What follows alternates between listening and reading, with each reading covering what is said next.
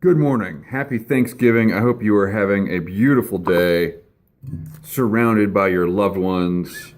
And if not, I hope you are going out and doing some good in the world. If you can't be surrounded by your loved ones, maybe go out and volunteer at a methadone clinic or something. I don't know. Whatever makes you happy. I hope that's what you're doing today. I am intensely grumpy. I'm intensely grumpy, and I don't know why. I do know why. Obviously, I wouldn't be talking about it if I didn't know why. Here on the Gribbly's Folly channel, we only have answers, no questions. No questions. So, my wife and son are going on an extended trip.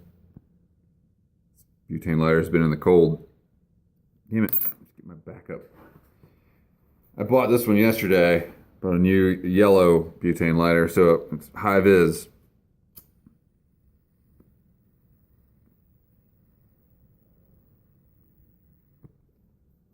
Yes, it's true. I am wearing the same clothes as I was in my video yesterday. That's because when you have a toddler, you no longer have hygiene. You have low gene. It's amazing. Like, one of the things I'm looking forward to about my wife and son being away is that I can take a shower whenever I want to. When my son is here, if I get in the shower, he wants to get in the shower, and obviously that is not always feasible, especially if I want to actually enjoy my shower or get clean. And anyway, it will be nice. It would be nice to be able to get a shower by myself and like catch up on laundry and not like have to make the decision in the morning of like, well, those old clothes from yesterday, they've got like milk and all sorts of bodily fluids on them, but I know that if I put on clean clothes today, they're just going to get milk and bodily fluids on them. So like, what's the point? What's the point? Yeah, so toddler hygiene is low gene. Anyway, I am super anxious about this trip that they're going on. And I could go with them, but I have to work a little bit, and it is not the kind of trip that I should be going on, just to put it delicately. There will be lots of disorganized family weirdness. Actually, there won't be family weirdness because no one will be there to observe the weirdness. Like when they're all together, they don't know they're being weird. You know what I mean? My family's the same way. Every family's the same way. It takes an outside observer to be like, man, y'all weird. Didn't bring a setter this morning. I love how I haven't changed my clothes, but I've got a new pipe to smoke. I brought one of my river pipes actually, because it's clinchable. Very clinchable. All right. Pheasant tail nymphs, day 2. Here we go. But yeah, I'm anxious about it. I'm anxious about their safety, traveling. I'm anxious about logistical hurdles. I'm anxious about being alone by myself for several days. And that's like I say, I am going to get to enjoy things like taking a shower and being able to get up whenever I want or go back to bed whenever I want. Those things I'm really looking forward to, actually. I think part of what I'm nervous about, and I'm translating this nervousness to grumpiness. That's the whole point of it. That's why I'm grumpy today. Part of what I'm nervous about is this is going to be my first return to adulthood in 3 years. It's very weird. Like, the whole time that I've had a kid, I've been thinking, man, I wish I could just have a few days where I could just be an adult by myself and not have to deal with, watching another human being all the time to make sure he doesn't kill himself with the Drano under the sink or whatever. Like, I wish I could just be on my own and be an adult. And now that I actually have that opportunity, I'm like, oh, wait a minute.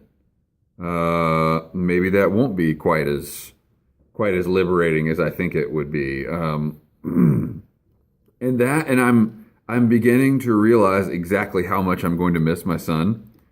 I'm going to miss my wife too, but she has gone on trips before, and we can handle it, and she can pick up the phone and talk to me on it and send me text messages, but he's not able to do that, and I'm going to miss him.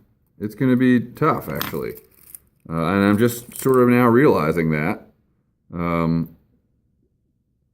So yeah, it's a thing. It's a thing. I'm doing this all wrong.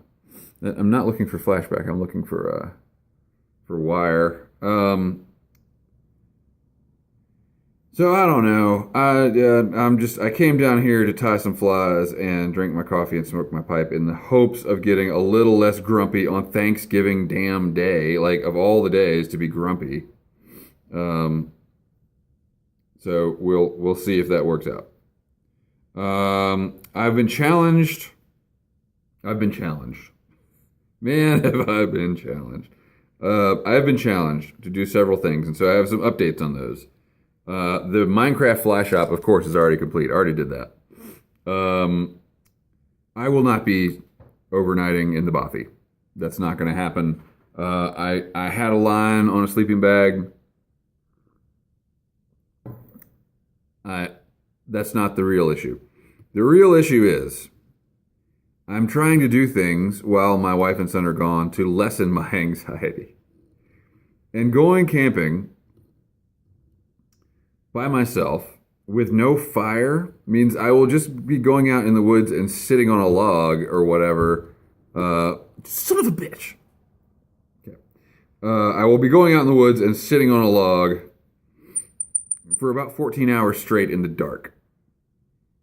And my problem with camping, I have several problems with camping, but as an adult, my main problem with camping has been that I get bored.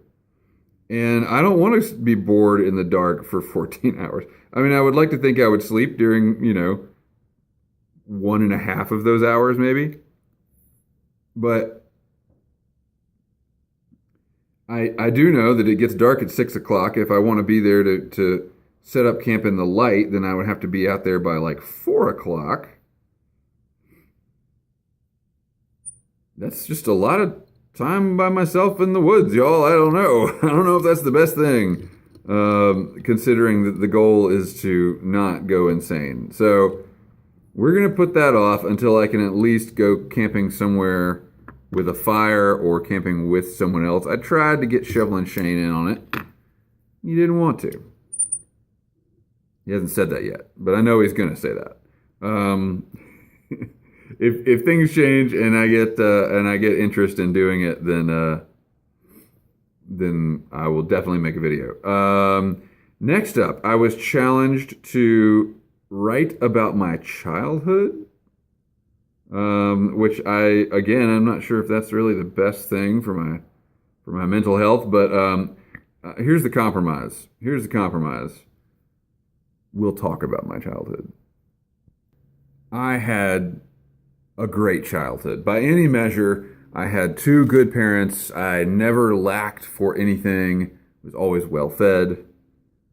Maybe a little too well fed. Had plenty of housing and resources and education and all the things that you're supposed to have in a childhood. And I would love to complain about something, but I have heard other folks on the YTPC talk about their childhood, so I'm just going to shut up because, I had a great childhood. And, however, good stories do not come from luxury, right? I can just tell you that my childhood was wonderful, and that doesn't make a good story. So I will tell you that one of the major challenges of my childhood was moving. My father was a minister, and thus we moved not a lot compared to the way like army brats move, or even preachers' kids in other denominations. My father was a Presbyterian minister, and Presbyterians move probably more than Baptists, less than Methodists. How about that? More than Baptists, less than Methodists. And I don't know how often Catholics move. I've never looked into that. Something to check out. Anyway, the point being, oh, I just dropped my pipe. The point being, there were some moves, and for the most part, they weren't all that traumatic. That's not true. They were traumatic.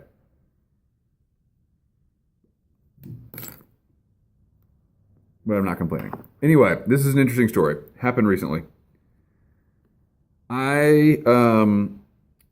Obviously the childhood part didn't happen recently, but it has a recent component to it. From ages 7 to 10, I lived in an idyllic setting in a house that was surrounded by fields and woods and this really interesting geological formation that was basically just a big flat granite outcrop where people would go and dump their garbage. So imagine this from an 8-year-old boy's point of view. It was like a geographic anomaly that was really interesting in and of itself, and then it had the entire town's old crap on it. It was just little boy heaven. And I lived next to this kid named Chris. And Chris and I were the exact same age and of entirely different personality types. And so we got along great. And then we moved, my family moved away. And I think it was very traumatic for the both of us, me and Chris. We saw each other some after we moved away. But that was pretty much when you're 10 years old and you move away. That's pretty much that. And recently I got in touch with Chris on Facebook. Because I had been dreaming about this place.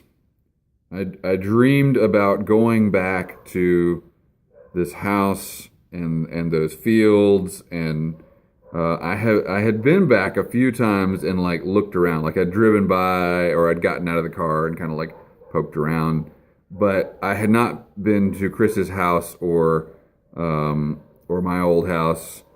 And had not spoken to anyone. I had just kind of the church sat right across the street, so I'd always park in the church parking lot, and I would look at the church or whatever. This place is about 2.5 hours away from where I am now, but occasionally I go down there.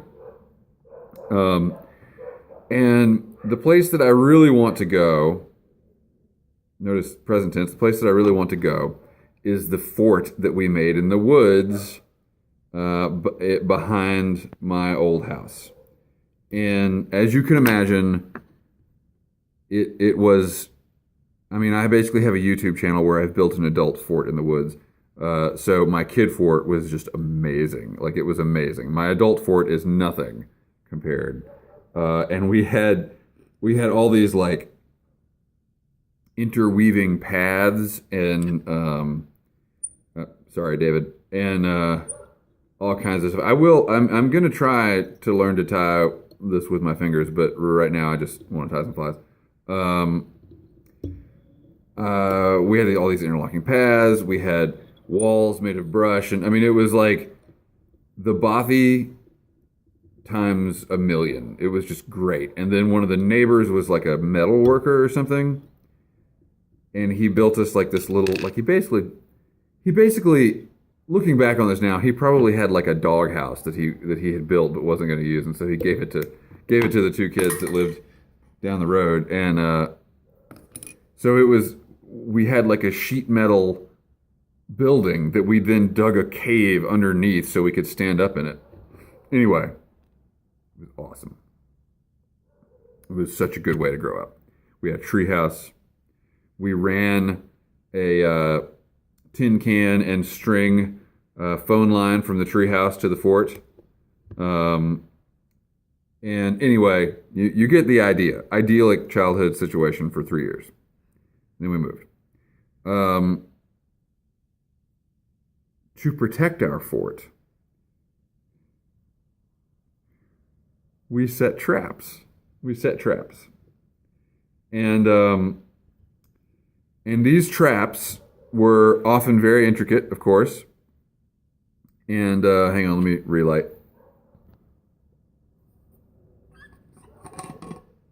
The traps were very intricate, and we had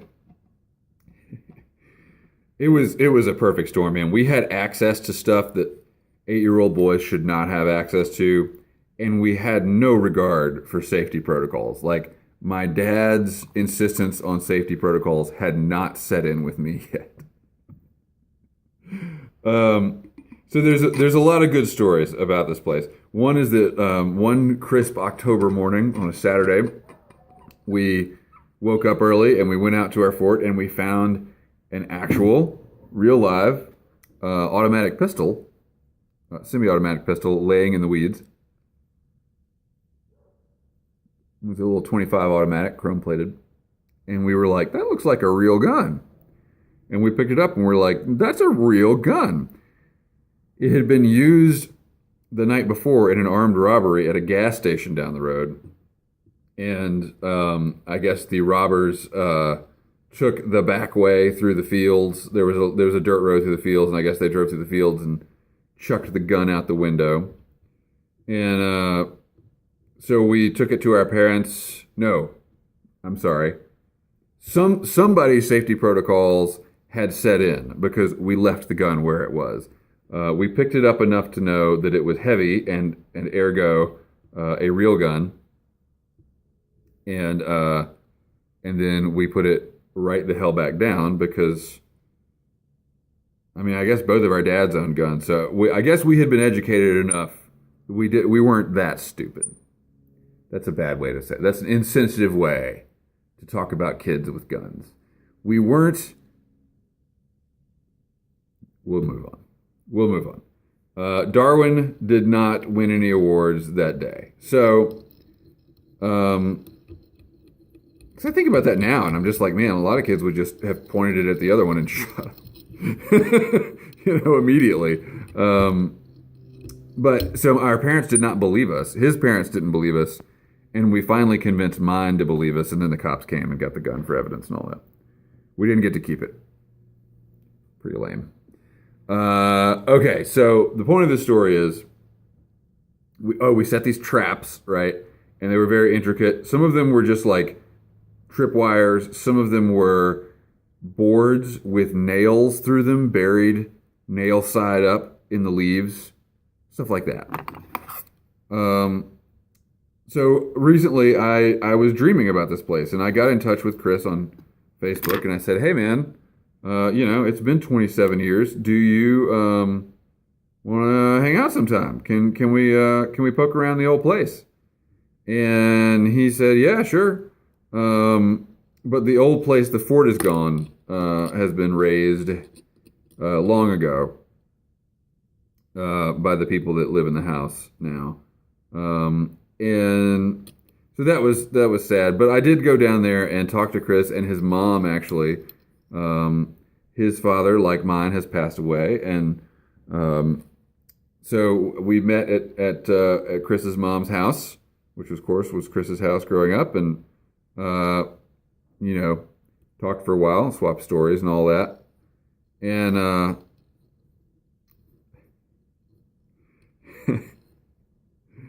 and I noticed that Chris had this scar under his eye, and it like jogged a memory, but I couldn't remember why that was significant. Hang on, I need to focus on this. And anyway, so we were telling stories, and his mom said, well, of course I still remember how Chris got that scar under his eye. And I was like, oh yeah, how did that happen? And she started telling the story, and it was one of those things that just comes flooding back to you. And it's not funny, except it's It's hilarious. So we had been setting one of the traps in our fort for unwary intruders who might be after our. I don't know. It's not like we had any treasure or anything. For some reason, we were worried people might be intruding on our fort, and so we set traps. And this particular trap involved a tripwire that was rigged. Tripwire was rigged over the path, and it was held down by loosely placed stakes, and then it went up to a pulley on a tree branch. Or actually, it was probably just thrown. I'm sure it was just thrown over the tree branch. There was no way we would have gone to the trouble of using a pulley. And then on the end of the tripwire was a giant railroad spike. So the idea would be that the intruder would trip the tripwire, it would pull loose, and the railroad spike would fall on their head. Well, this isn't funny. I don't know why this is so funny. Because it could have been horrible. But long story short, as we were focus grouping this tripwire idea, as we were beta testing it, the railroad spike got stuck in the tree, among some springy limbs or whatever, branches, leaves, foliage. And being 8 years old and not really all that familiar with the way that physics works, we took turns yanking on the rope until it came loose. And it came loose when Chris was yanking, and it caught him right under the eye. He could have been blinded, but for some reason, as I had not thought about that since it happened, and it was like it was as if I had just witnessed it, but from the perspective of an adult watching these two 8-year-old boys in the woods and watching that whole thing unfold. And it was like, as his mom was telling the story, I just started cackling, and he was looking at me like, isn't that funny? I think it's really funny. Whack! All right. Happy Thanksgiving. This has been a 23-minute ramble. And I'm only just now mentioning brown sugar Pop-Tarts. So thank you for watching. Keep the ends out for the ties that bind.